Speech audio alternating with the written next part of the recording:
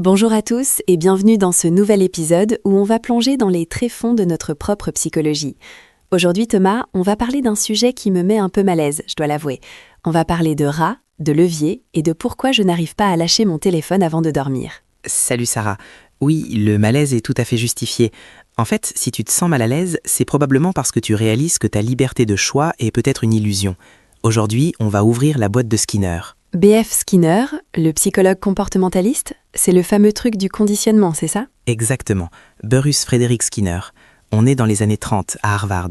Ce type est obsédé par une idée simple mais terrifiante. Le comportement n'est pas guidé par la pensée ou la volonté, mais par les conséquences des actions. Pour prouver ça, il a créé un dispositif très épuré, très froid. Une boîte, la fameuse Skinner Box. D'accord, plante-nous le décor. Qu'est-ce qu'il y a dans cette boîte ? C'est minimaliste. Il y a un rat, il y a un levier et il y a une trappe qui délivre de la nourriture. C'est tout. Le rat se balade, il renifle et, par hasard, il appuie sur le levier. Clac ! Une boulette de nourriture tombe. Le rat la mange. Jusque-là, ça ressemble à du dressage classique. Le rat comprend que levier égale nourriture. C'est là que ça devient fascinant et glauque. Skinner a testé plusieurs scénarios.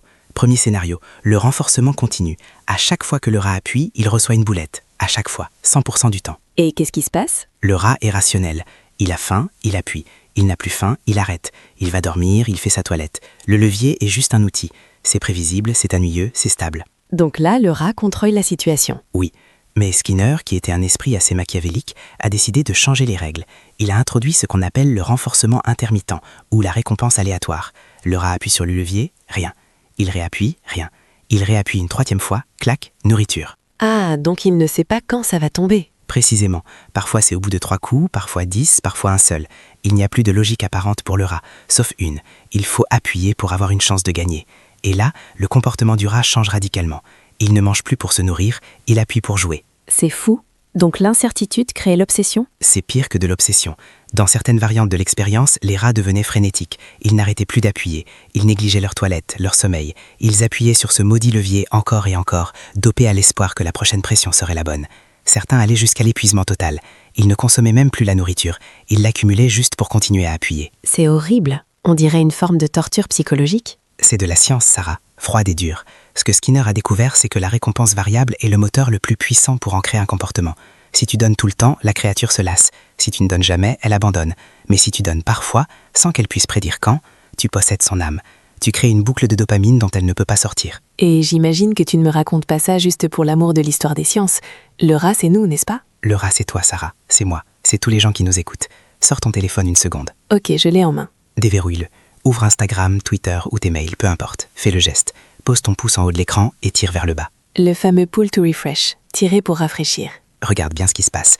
Tu tires, il y a une petite roue qui tourne, une petite résistance visuelle. Et pendant cette demi-seconde, tu ne sais pas ce qui va apparaître. Est-ce que tu as un like, un nouveau message, une nouvelle photo de chat ou rien du tout ? C'est vrai que j'ai ce petit frisson, cette micro-attente. C'est le levier du rat. Exactement le même mécanisme. Loren Bridgter, le type qui a inventé ce geste pour l'appli Tweety en 2009, l'a dit lui-même plus tard. Il a créé une machine à sous. Quand tu tires vers le bas, c'est comme abaisser le bras du bandit manchot au casino. C'est dingue parce que c'est devenu le standard absolu. Toutes les applis font ça. Parce que ça marche. Si tu ouvrais ton appli et que les nouveaux messages étaient déjà là, statiques, tu les lirais et tu partirais, comme le rat qui a margé à sa faim. Mais le fait de devoir tirer pour voir, ça active le circuit de la récompense. Parfois tu as une super nouvelle, une notification rouge, c'est la boulette de nourriture. Parfois tu n'as rien, juste le même feed que tout à l'heure. Et comme tu n'as rien eu, qu'est-ce que tu fais 5 minutes plus tard ? Je recommence, je tire encore. Tu vérifies, c'est compulsif. C'est le principe du variable reward, c'est la base de l'économie de l'attention. Et ça va beaucoup plus loin que les réseaux sociaux. Parlons des jeux vidéo. Tu connais les loot boxes ? Les coffres à butin ? Oui, mon neveu m'en parle tout le temps sur Overwatch ou FIFA. Il achète des packs de cartes virtuelles. Ce ne sont pas des packs de cartes, Sarah. Ce sont des tickets de loterie. Regarde la mise en scène dans ces jeux. Quand tu ouvres une loot box, il y a une animation explosive, des lumières qui clignotent, un son qui monte en crescendo, des couleurs dorées ou violettes pour les objets rares. Ça ressemble énormément à une machine à sous quand on gagnait le jackpot. C'est fait exprès. Les designers de ces jeux travaillent avec des psychologues. Ils savent exactement comment stimuler ton noyau accumbens, la zone du cerveau qui gère le plaisir et l'attente. Quand ton neveu achète un pack sur FIFA, il ne paie pas pour un joueur précis. S'il pouvait acheter Mbappé directement pour 5 €, il le ferait une fois et ce serait fini. C'est le renforcement continu dont tu parlais ? Exactement. Si je te vends l'objet, la transaction est finie. Mais si je te vends une chance d'avoir l'objet avec une probabilité très faible, je peux te vendre cette chance 1000 fois. Je te transforme en rat frénétique. Tu vas ouvrir pack après pack en espérant voir la lumière dorée. Tu vas dépenser des centaines, voire des milliers d'euros pour du vent, juste pour le frisson de l'ouverture. C'est de l'exploitation pure et simple. On ne parle plus de jeux vidéo là, on parle de conditionnement. C'est là que je veux en venir. Ce n'est pas du game design, c'est du behavioral design, c'est de l'ingénierie comportementale. Ces entreprises emploient des data scientists qui analysent à la milliseconde près combien de temps tu restes, à quel moment tu décroches, et quel type de récompense il faut te donner pour te faire revenir. Il y a un terme pour ça, non? Les dark patterns? Oui, les interfaces truquées, mais la boîte de Skinner est la mère de tous les dark patterns. Le but est de créer une habitude qui contourne ta volonté consciente. Tu ne te dis pas « Tiens, je vais passer 2 heures sur TikTok ». Tu ouvres l'appli et le système de scroll infini te bombarde de récompenses aléatoires. Une vidéo nulle, une vidéo nulle, une vidéo drôle, une vidéo nulle, une vidéo incroyable. Ton cerveau est en surchauffe de dopamine. Et l'impact financier est réel. On a vu des histoires de gamins qui vident le compte en banque de leurs parents. C'est dramatique. Le cerveau d'un adolescent n'est pas encore formé pour résister à ça. Leur cortex préfrontal, qui gère le contrôle des impulsions, est encore en chantier. Et on les met face à des algorithmes conçus par les esprits les plus brillants de la Silicon Valley pour les rendre accros. C'est un combat déloyal. C'est Mike Tyson contre un nouveau-né. Mais Thomas, est-ce que c'est légal? Je veux dire, les casinos sont régulés, interdits aux mineurs. Là, on a des casinos de poche accessibles à des enfants de 12 ans. La législation commence à peine à se réveiller. Certains pays comme la Belgique ou les Pays-Bas ont interdit certaines formes de loot boxes en les classant comme jeux de hasard. Mais l'industrie du jeu vidéo et de la tech a toujours un coup d'avance. Ils changent les formes. Ils appellent ça des surprise mechanics, comme si c'était des œufs Kinder. C'est du cynisme absolu. Ça fait froid dans le dos? On se sent piégé? Comment on fait pour sortir de la boîte, Thomas?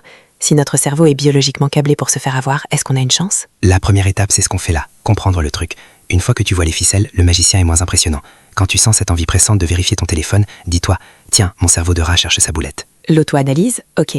Mais concrètement, je ne peux pas jeter mon téléphone, j'en ai besoin pour bosser. Il faut briser le cycle signal, action, récompense. Le signal, c'est souvent la notification, la petite sonnerie, la vibration, la pastille rouge. C'est ça qui déclenche le mode rat. Donc on coupe tout? Coupe toutes les notifications qui ne sont pas vitales. Pas de notif pour les likes, pas de notif pour les news, pas de notif pour les jeux.